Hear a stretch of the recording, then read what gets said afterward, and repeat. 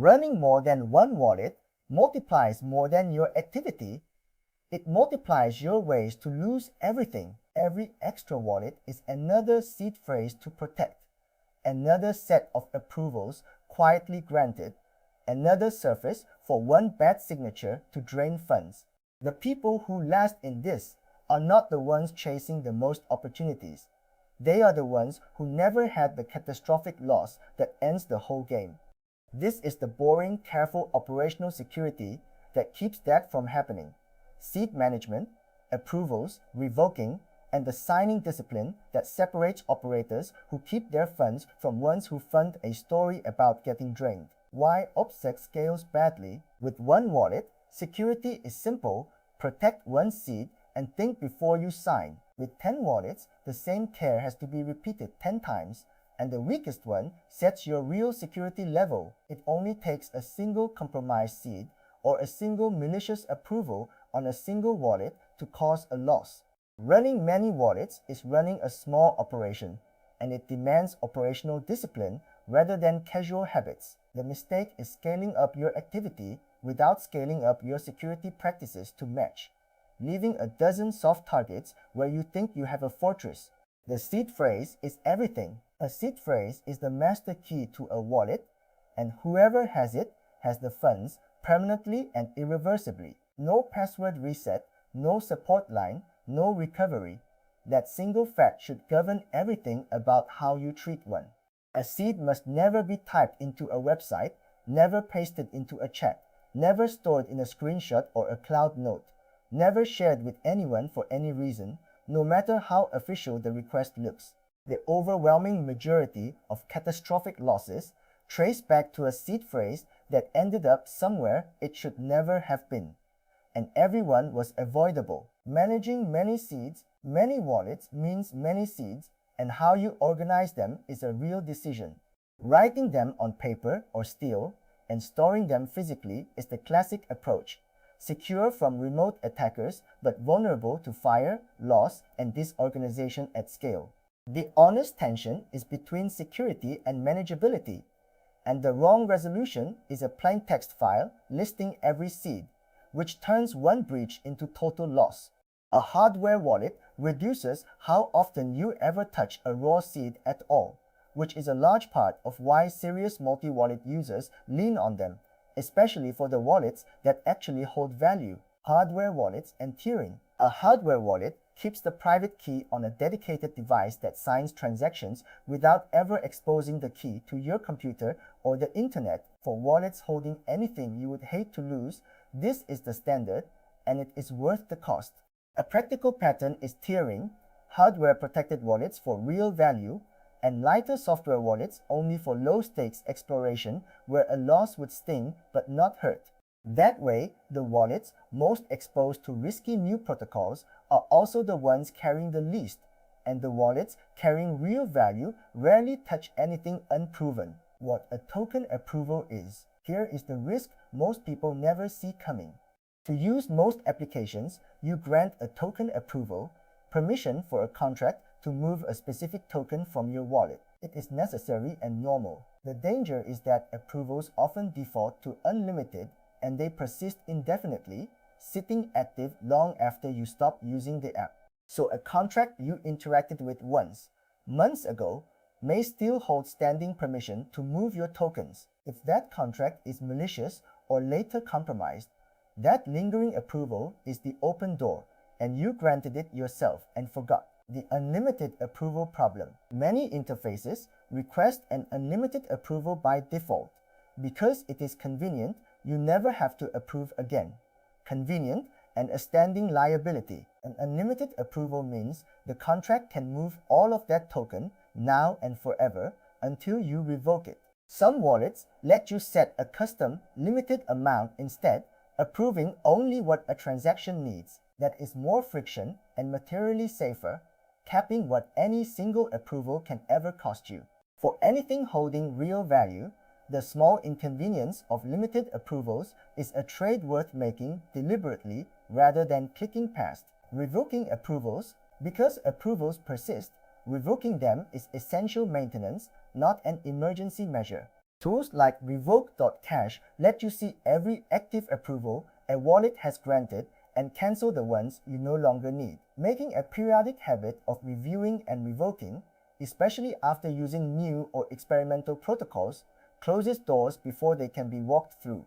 Across many wallets, this is real work, but it is exactly the kind of unglamorous maintenance that prevents the loss that ends everything. An approval you revoked is an attack that can no longer happen, and that is the whole point. Blind signing is the enemy. The moment of real danger is signing, and the fatal habit is signing without reading. A signature can approve a token, authorize a transfer, or grant sweeping permissions, and a malicious site crafts requests that look routine while doing something else. Blind signing, clicking approve to make a pop-up go away, is how sophisticated drains succeed even against careful people. The discipline is simple and non-negotiable.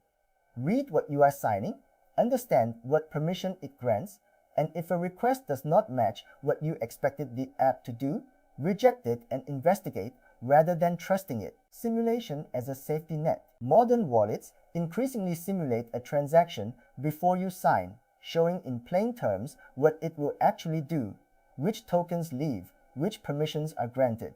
This is one of the most valuable safety features available because it translates an opaque signature request into a readable outcome. A wallet that warns you a transaction will drain a token or hand over broad approval gives you the chance to stop before it happens.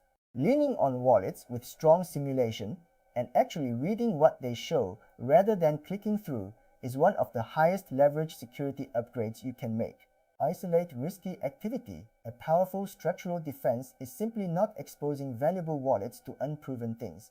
Use a dedicated, low-value wallet for interacting with new, experimental, or unfamiliar protocols, and keep your holdings elsewhere, ideally hardware secured and never connected to the risky app at all. That way, if an experimental contract turns out to be malicious, the blast radius is the small exploration wallet, not your real funds. This compartmentalization is the same operator thinking as everything else. Contain the damage a single mistake can do by making sure your exposure and your value never sit in the same place. Phishing is the main threat more than clever contract exploits.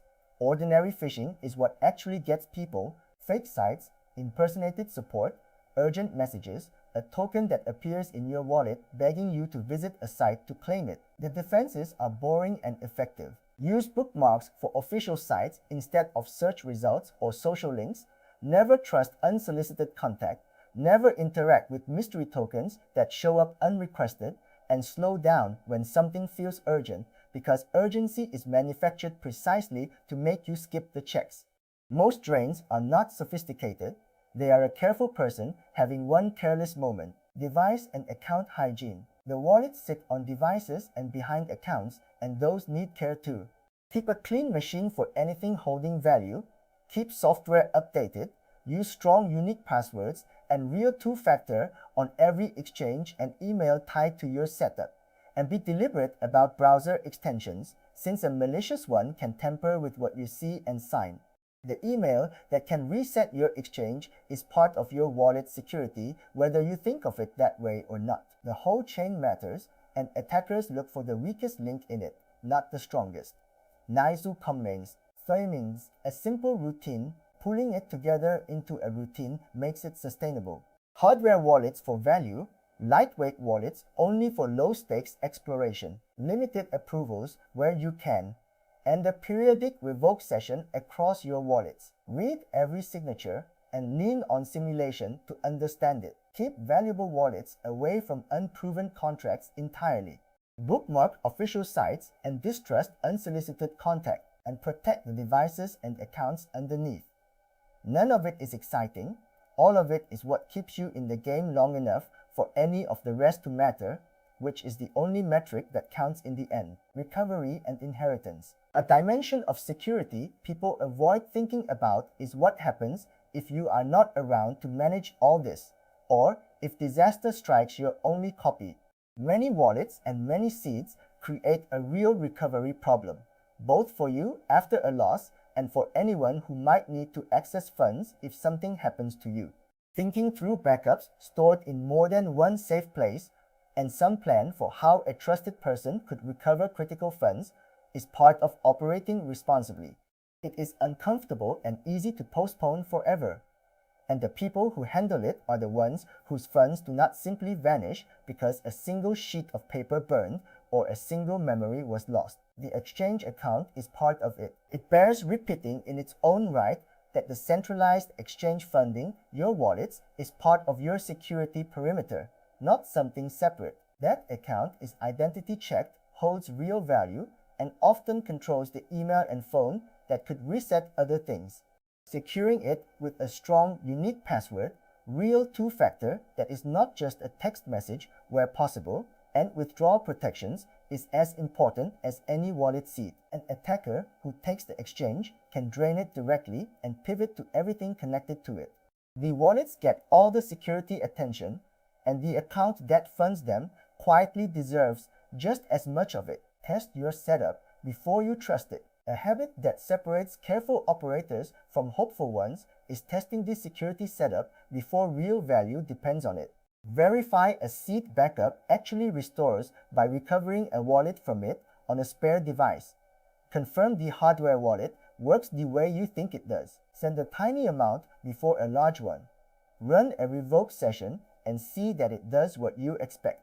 These small tests catch the assumptions that would otherwise fail at the worst possible moment when real funds are on the line. Trusting an untested backup or an unverified device is how people discover, far too late, that their safety net had a hole in it the whole time. The honest takeaway: security is the boring foundation everything else stands on, and it is the part people skip until the day they wish they had not. Running many wallets is running an operation, and it demands operational discipline. Protect your seeds absolutely. Treat approvals as standing liabilities to be limited and revoked. Never sign what you have not read, and keep your value isolated from your experiments. Do that consistently, and the catastrophic loss that ends most people's story simply never happens to you, which is worth more than any opportunity you could chase.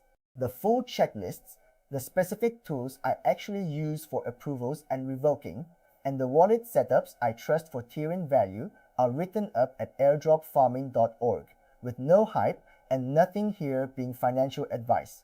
Subscribe if you want the operator view, security treated as the foundation it is, and none of the guaranteed riches nonsense. Next time, we get practical about the wallet itself, picking one for this kind of work, why transaction simulation matters so much, and how the popular options actually compare when you put them side by side and test them.